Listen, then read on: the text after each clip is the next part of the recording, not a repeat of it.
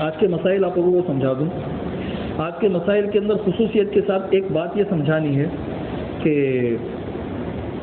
جیسے ہم جماعت کے ساتھ نماز پڑھتے ہیں، اب امام صاحب نماز پڑھانے کے لیے کھڑے ہوئے ہیں تو بہت سی مرتبہ ایسا ہوتا ہے کہ ہماری 1 رکعت چھوٹ گئی، 2 رکعت چھوٹ گئی، 3 رکعت چھوٹ گئی.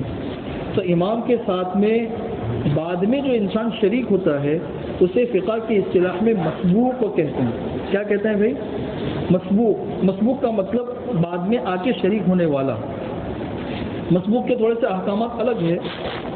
امام جب اپنی سلام پھیر دے گا تب یہ مسبوق اپنی چھوٹی ہوئی رکعتوں کو پوری کرے گا.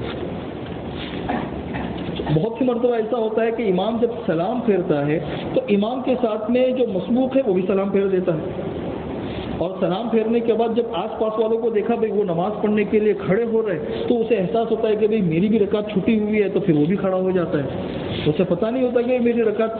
تو بہت سی مرتبہ ایسا ہوتا ہے کہ بے دھیانے میں انسان اپنی سلام پھیر دیتا ہے. بہت سی مرتبہ ایسا ہوتا ہے کہ امام کے اوپر سجدہ سہو واجب ہوتا ہے، تو سجدہ سہو کا طریقہ تو یہی ہوتا ہے کہ بھئی ایک طرف سلام پھیرو اور پھر اس کے بعد 2 سجدے کرو اور پھر اس کے بعد التحیات وغیرہ پڑھ کے اپنے سلام پھیرو. تو امام کے ساتھ میں یہ جو مسبوق ہے نا یہ بھی سلام پھیر دیتا ہے. تو اس کے مسائل میں آپ لوگوں کو سمجھا دوں. ایک مسئلہ تو یہ سمجھ لیجئے کہ جو مسبوق ہوتا ہے اسے امام کے ساتھ میں سلام نہیں پھیرنی ہے. امام سلام پھیرے گا، امام کے سلام پھیرنے کے بعد یہ سیدھا کھڑا ہو جائے اور اپنی نماز پوری کر لے. اسی طرح اگر امام سجدہ سہو اس کے اوپر واجب تھا تو سجدہ سہو کے لیے اس نے اگر ایک طرف سلام پھیرا ہے تو مسبوق کو امام کے ساتھ سلام نہیں پھیرنا ہے. سجدہ سہو میں تو شریک ہونا ہے لیکن سلام نہیں پھیرنا ہے. اب ہوا یہ کہ امام کے اوپر سجدہ سہو واجب تھا، اس نے سلام پھیر لیا، اور یہ جو مسبوق تھا اس نے بھی سلام پھیر لیا سجدہ سہو کی صورت میں. تو اگر اس شخص نے جان بوجھ کر سلام پھیرا تو اس کی نماز فاسد ہو جائے گی، اس کو دوبارہ نماز پڑھنی پڑے گی. جان بوجھ کر پھیرنے کا مطلب یہ ہے کہ اسے یہ پتا تھا کہ میری 1 یا 2 یا 3 یا 4 رکعتیں باقی ہیں، یہ پتا تھا. یہ جانتے ہوئے اس نے سلام پھیر دیا ایک طرف تو اس کی نماز فاسد ہو جائے گی.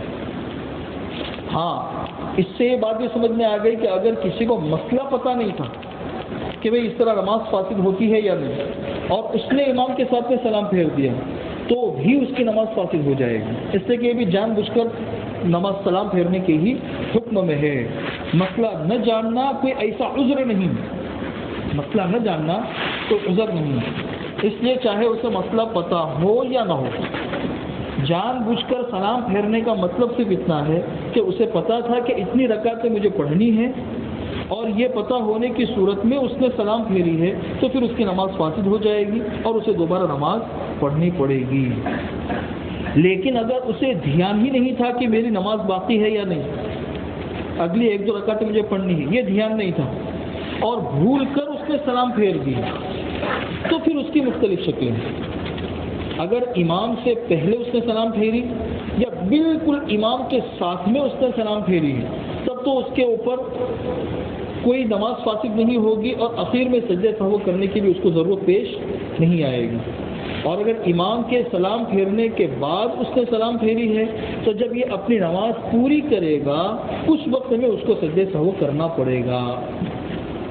آگے بات نہیں، اگر امام سے پہلے یا امام کے بالکل ساتھ میں اس نے سلام پھیری ہے تب تو اس کی نماز بھی فاسد نہیں ہوگی اور اخیر میں اس کو سجدہ سہو کرنے کی بھی ضرورت نہیں. اور اگر امام کے سلام پھیرنے کے بعد اس نے سلام پھیری ہے تو آخر میں وہ سجدہ سہو کر لے، سجدہ سہو سے اس کی نماز ہو جائے گی. یہاں رہ کر ایک اور مسئلہ آپ لوگوں کو سمجھا دوں. چلیے آج وقت پورا ہو رہا ہے، مسئلہ ہے میں انشاءاللہ کل آپ کو سمجھاؤں گا. جو سجدہ سہو کسی انسان کے اوپر واجب تھا اور سجدہ سہو نہیں کیا اور سجدہ سہو کے بغیر انسان نے اپنی نماز پوری کر لی، چاہے یہ مسئلہ ہو یا اس کے علاوہ کوئی اور مسئلہ ہو. نماز کے اندر بعض چیزیں ایسی ہے کہ جس کی وجہ سے سجدہ سہو انسان پر واجب ہوتا ہے. اب اگر سجدہ سہو کر لیا تو نماز تو ہو گئی، لیکن اگر سجدہ سہو کرنا بھول گیا اور نماز پوری کر لی تو اب یہ جو نماز ہے یہ واجب الاعادہ ہے. کیا ہے بھائی؟